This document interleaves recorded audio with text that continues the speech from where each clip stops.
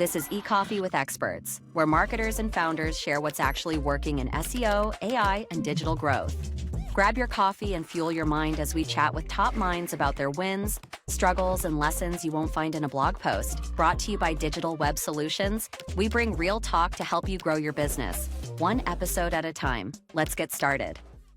Hey, everybody listening. I have with me today Gints Gailis. He is the director and the head of marketing at Confect.io. They're a consumer platform for agencies, and he's here to tell us all about Black Friday deals, consumer behavior, and everything that's going on in product, like basically everything that's happening in the product world. So welcome to the show, Thank Gints. you, Austin. Pretty excited to be here, and let's see what insights I can share with you guys, and maybe you get a little glimpse of what is Confect, and hope I can provide some value. I know you will. Black Friday is coming up, and it's pretty much the biggest sales event of the year. And it doesn't matter if you're in, SEO marketing or PPC, whatever your specialty is, you want to have a Black Friday sale. Tell us a little bit about historically what you've seen and what's changed from previous years in Black Friday to this year in Black Friday. It's quite interesting that I've been in this industry for more than 5 years now, and one of the things I see every year is that people start to talk and prepare and launch essentially the Black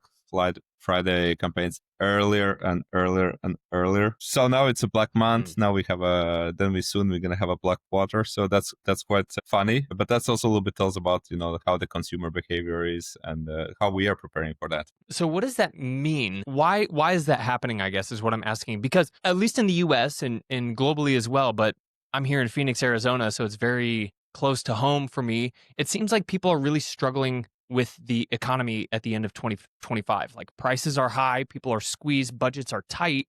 And you see that reflected on the agency side too. Brands are less willing to spend money in terms of marketing.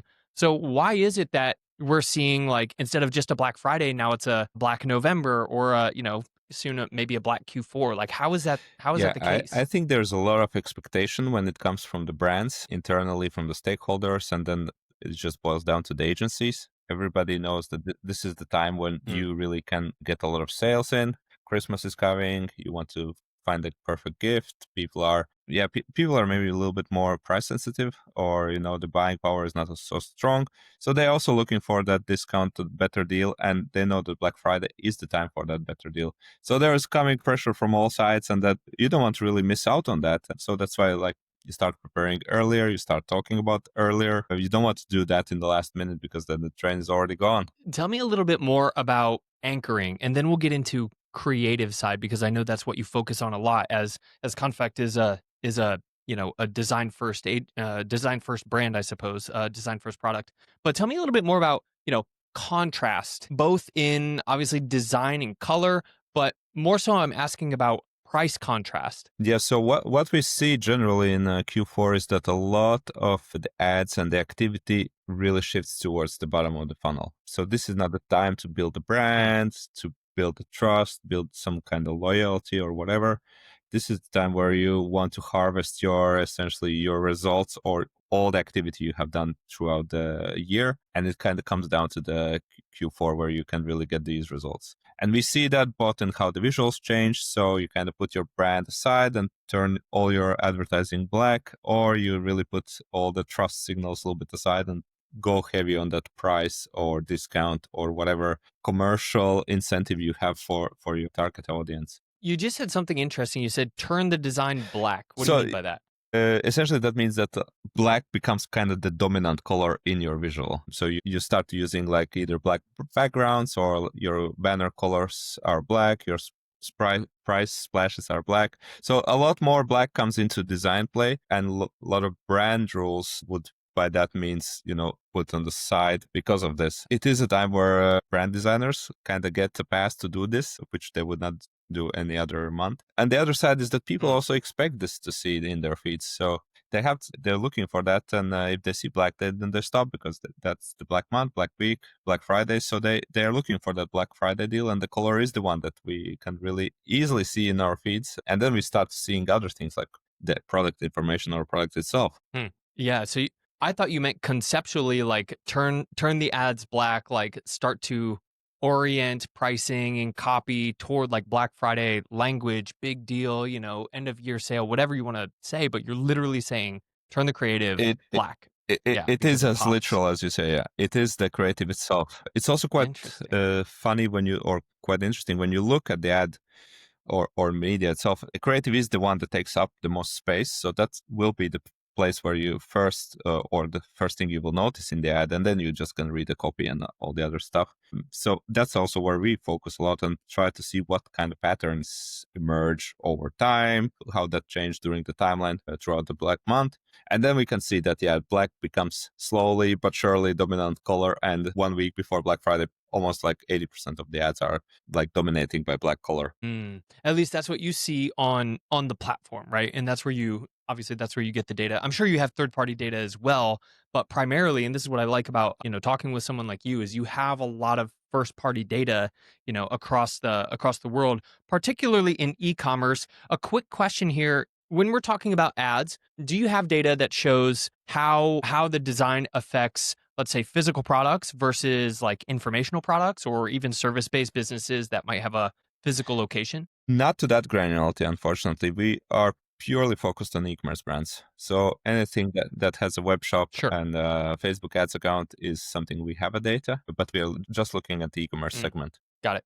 Yeah. And I would imagine there's quite a bit of spillover. Like there's quite a bit of, because again, we're just talking about consumer behavior, like consumer psychology. What attracts somebody toward an ad, stops the scroll, is going to be relatively the same until, the prefrontal cortex kicks in and actually reads and sees what the ad is. So I know that off recording, you had started to show me a deck that was really interesting to me, and I'm sure a lot of other marketers. Is it cool if you pull that up and maybe we can talk about a couple of the most interesting slides, even though there's like 100 slides and they're all interesting, but just pull up maybe some of your favorites and let's go through them. Yes, let's do it.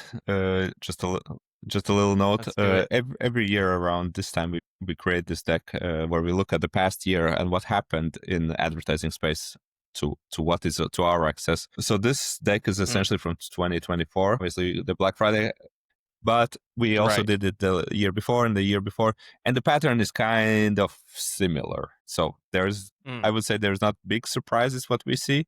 Overall, I just want to mention that this data is combined from almost 2,000 advertisers across 73 countries, and we're focusing on the Q4.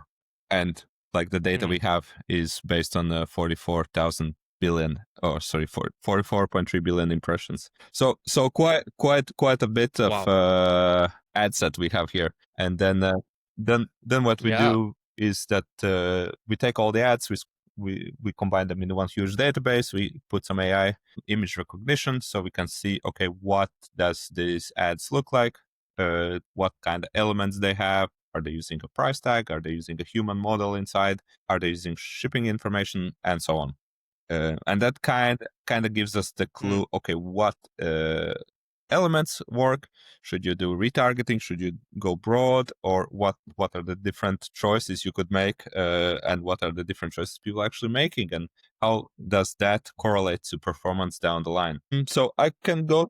So I guess, I was going to say, I guess as we go through this, for those who might be listening, what might be helpful, at least for me, is if we show what's on the screen and you kind of just like describe what's happening. And like, because right here in front of me, I see there's two different ads, and I'm, you're showing me the difference between two and what the results were. So Cool. I'll maybe start with that. There is going a lot of spend going into the Black Week compared to every other like average week in any other time. So this is a time where people spend a lot of money. You can see the bump is quite significant, and kind of the closer we get, also the more impressions, so more content is drawn to these Black Friday ads, and you can see that the closer we get, the steeper it is, and different industries have a slightly different patterns, but it is more or less the same. So what does this mean? So we're looking at 6 graphs, and they all have they reflect the same pattern, but is this showing like the impressions on Black Friday content, like specifically? Like, how do you designate like what is a Black Friday ad versus what is not? Assuming that it's kind of like the tease, whisper, shout methodology, over the course of the month. So, what is this like showing me? Yes. So what we categorize as a Black Friday ad is essentially something that either mentions Black Friday or is already turned black. So it has some sort of Mm, like here you can see it has the black element, Cyber Monday. So mm, it is a Black Friday ad. It's not your regular business as usual ad. And then what we see mm, here is that when we start the Black Friday month, very few advertisers in the beauty industry or any other industry is using this kind of advertisement. So they're still saving their Black Friday ads for a little bit later. And that starts to change. That starts to change quite significantly when we get closer to the Black Week. And when we are in the Black Week, then everything kind of mm. turns black. And at Black Friday, everything is black. Um, so it is a bit of a Yeah. combination of people or advertisers changing their ads to look black, and also the people don't want to participate in Black Friday essentially turning it off because it is kind of not the smartest thing to do to run your regular ads when everybody else is Black Friday and consumers are expecting Black Mm, Friday deals. And I think what also interesting is that I think we think that Singles Day and Cyber Monday is quite big events, but they are quite small. So just very few advertisers, at least in our data set, are using ads that are geared towards Single Day or Cyber Monday. So I would say if mm. you are about to harvest this season, that Black Friday is something you really need to nail in, and then you can look into other events as a Cyber Monday or Singles Day. I didn't even realize that Singles Day was a thing. I mean, I hear about Cyber Monday, but like the Singles Day must be something that's recently popped up, is maybe gaining traction still. What I'm curious about is you bid for certain keywords. I would imagine like you bid for ads, and just like SEOs target keywords, but certain keywords are much more expensive. Is the price of the click, the CPC obviously goes way up for Black Friday. Is that Yeah, right? and it is kind of the same with the CPM. You can see the CPM also it changes quite a bit. So you're getting almost double the CPM compared Oh to yeah. like a month before. So then it is like everybody's talking that it's more expensive to run the ads, and it's true. But I think what is interesting to see that also here you can see how it culminates that at the day of the Black Friday it is the highest, and the week to it Mm-hmm. is also quite is getting there. Let's say like that. Uh, the other cool thing is that even though the CPM is high, we also see the return of ad spend is following it. So even though you're paying more for the ads, you're also getting more Mm. out of them. And if you see Hmm. the balance is almost nearly the same. So we paid almost double for, or a little bit more than double for the CPM, and we're also getting almost twice as high return on ad spends. So, but across all the industries combined. So that's quite interesting as well. So Hmm. it is worth doing it, even though it costs you more to advertise. Now I'm curious because for Black Friday to me is all about like massive discounts, right? Like I mean that's the whole point, right? So you have to be doing a lot of volume in order to do this.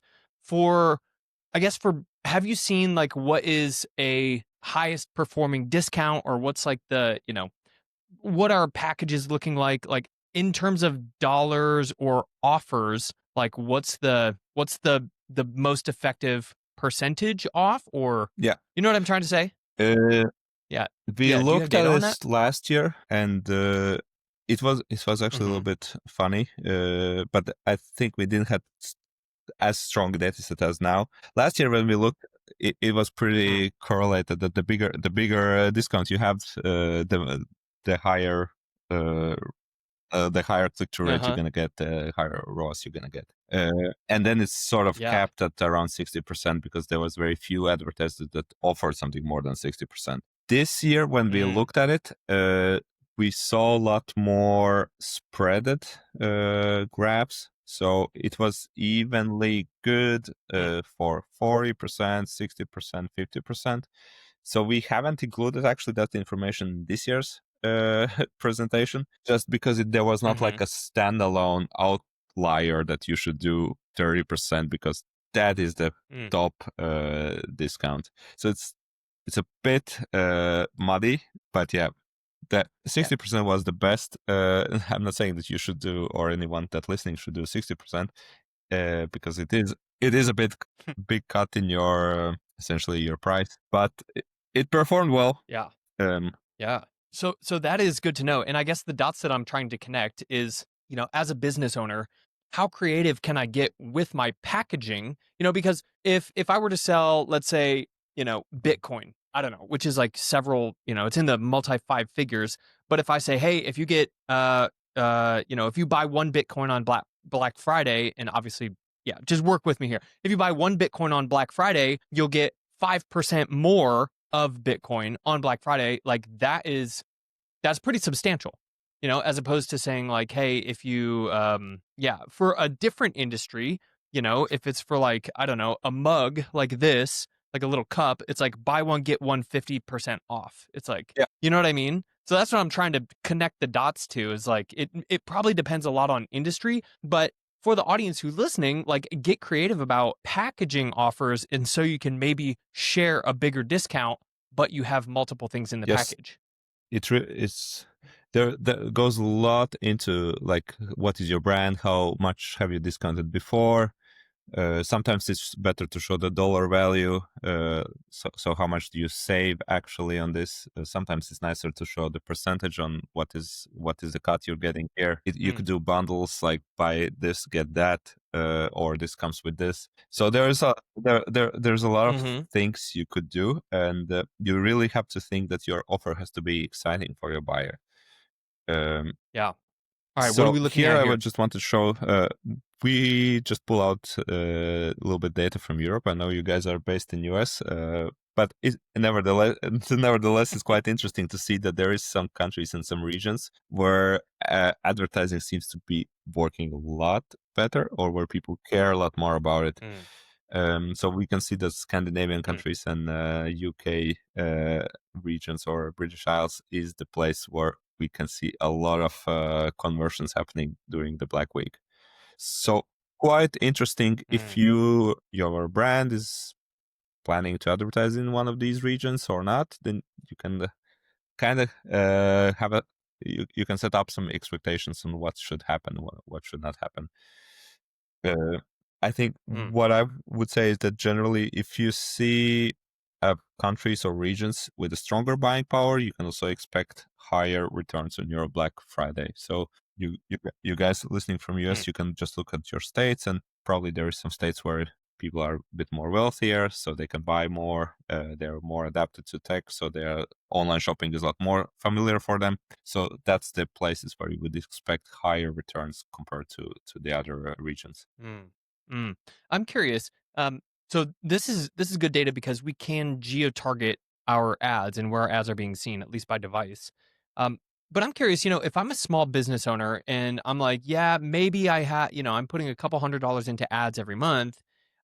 Meanwhile, I have a competitor who's a national company in the same industry, and they're just dumping money into ads every month. I almost feel like, small business owners might think like it's not worth it for me to put in ads because I'm competing with people who are just way outspending me. Is that the case? Or does it really matter how big the business is, how much money you're putting in there? Like, how is it relative to my current business, no matter what? Yeah, so I would say that there is still a chance. You just have to be smarter than the rest. And I would say Black Friday is quite good time, just because like there is a little bit less brand advantage when you are on Black Friday, just because everything is black. And if you have a good offer that you can compete with the others, then why not? Then go for it. Then it's really gonna boil down how well you present that offer, how enticing it is, and I think you have some chance over there. When you're competing on an everyday basis, then the brand is a lot more dominant, and that's where the big advertisers, so well-known companies, have the edge. That they are known, they have the margin, so they can compete. So that actually is a lot harder for you than doing it on Black Friday, in my opinion. Yeah, because you mentioned as all the creative shifts black, toward the entire month of November, essentially, um, brand becomes less and less important. And as a smart designer, you will take the brand and make it smaller and smaller just because it's less relevant during these competitive times when everybody's buying and going Black Friday ads. So you started to talk a little bit at the top about trust and how you can show much more bottom of funnel content the closer we get to Black Friday. Um, how does that reflect after Black Friday? How does that reflect after the fact? Is it like next day, we're going back, or is it after Cyber Monday, or Yeah, what does that so look like? quite interesting because when the Black Friday ends, the Christmas immediately starts.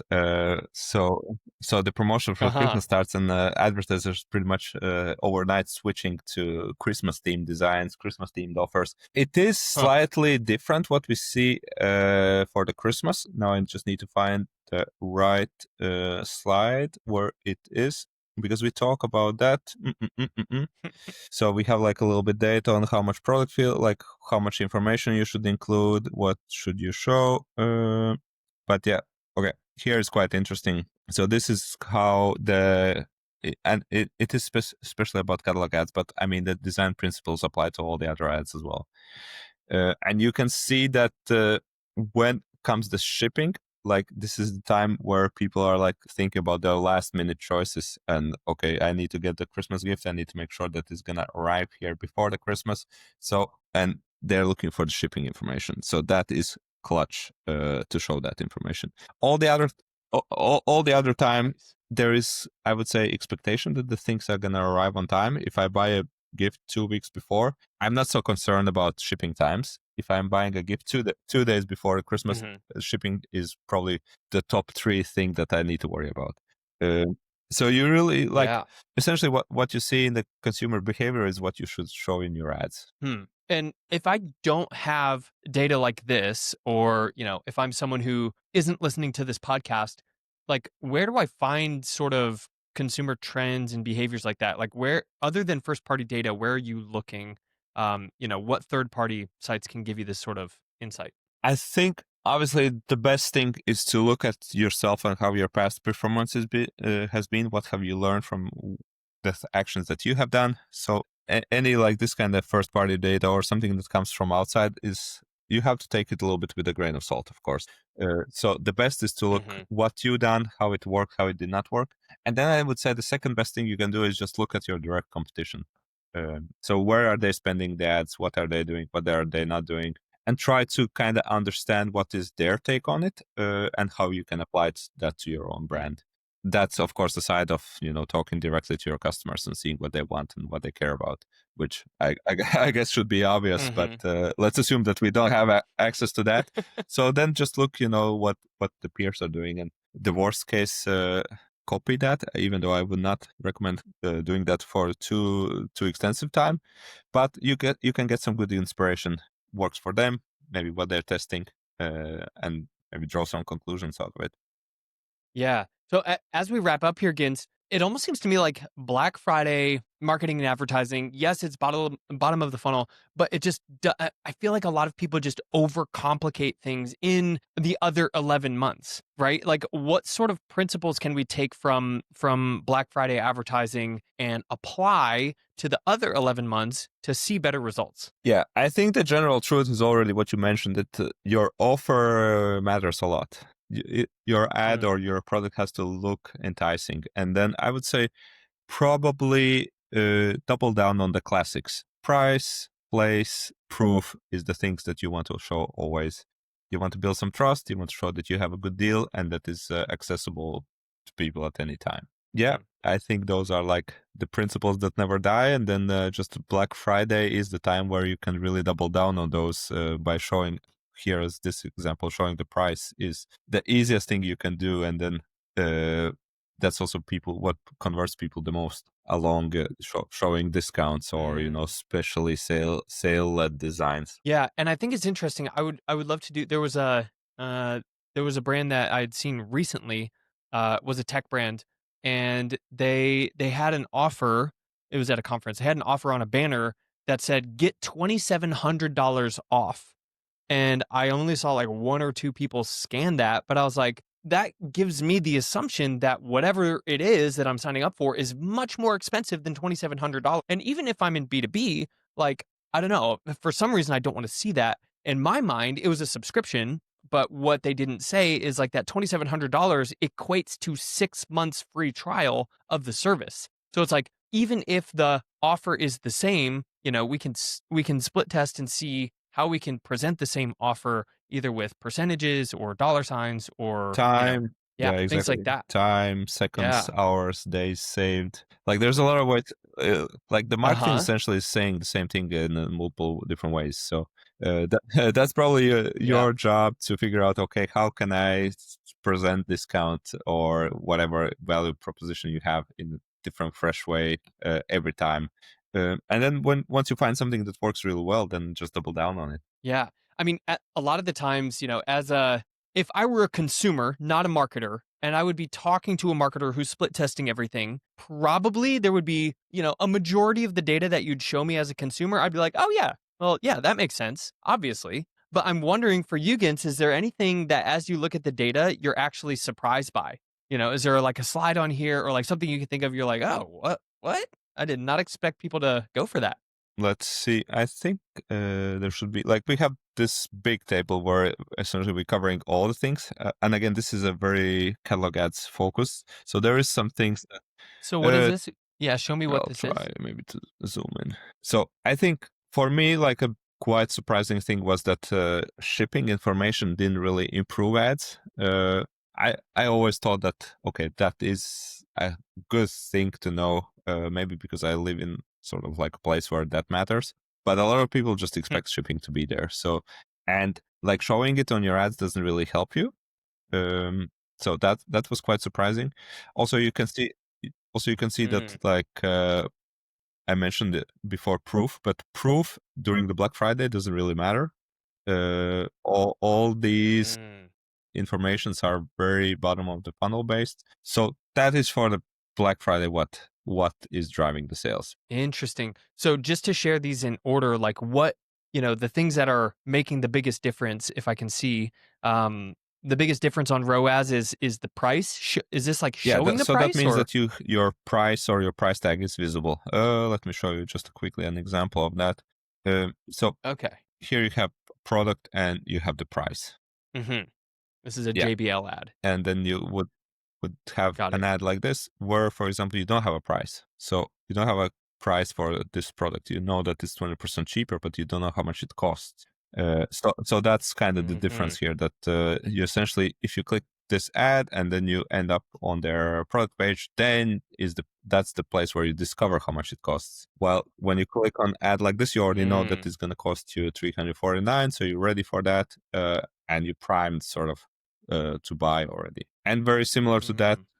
So, very similar to that is the sale. So okay, you're coming there because there's a discount that you see is worthwhile for you to purchase the product. uh-huh. Okay. So if you're showing price on the front end ad, if you're showing that there is a sale, no matter what the sale is, CPA comes down, ROAS goes up, and it looks like the conversion Yeah. rate also Yeah. So increases. So like we're talking about transparent exactly. pricing for So sure. you can see the less people are clicking Yeah. less, but they're converting way higher.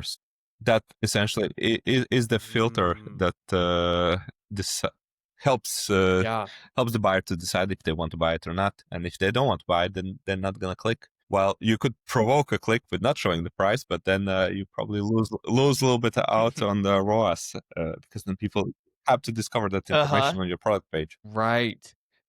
There's and this will be I guess the last thing before we jump. I could go on because I'm sure you could as well. This is really awesome. But the third thing, so we have the the things that are impacting the design. So we have price, we have sale, and then we have news. Tell me about So news news. is essentially all the products that you would categorize as new. So new collection, a new item. Very easy to understand if you think in the fashion terms. So whenever you go in, I don't know, H&M or other store, and you see there's a new product or a new garment, then that is categorized as new. Um, so the, and when products are marked with new, that creates a lot of novelty, and we as humans are wired for something new. We are excited about it. We are curious about it.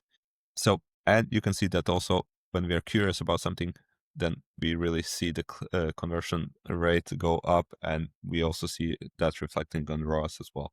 So Black Friday could be a great time if you have some new products to sell, just to tap into that novelty, curiosity, people browsing around, maybe a bit more impulse buying happening during Black Friday. So, Dude, this is freaking awesome. Thank you so much for sharing this with us. Gints Gailis, where can we find more about you online and about Confect? so yeah, you can visit confect.io, our website. You can also find this deck there. You will have to fill out a form just with your name and email, and you can get it. Otherwise, you can find me on LinkedIn. I don't know, there is going to be probably some show notes. I can include the deck also in the show notes if you want to find it yourself. I think we barely scratched the surface of it, so there's a lot of cool information. Yeah, that would be awesome. You definitely, we can include it in the show notes. Well, thank you so much. Black Friday is right around the corner as we're recording this on Halloween. It's the next big thing that's happening, not counting Thanksgiving for us Americans.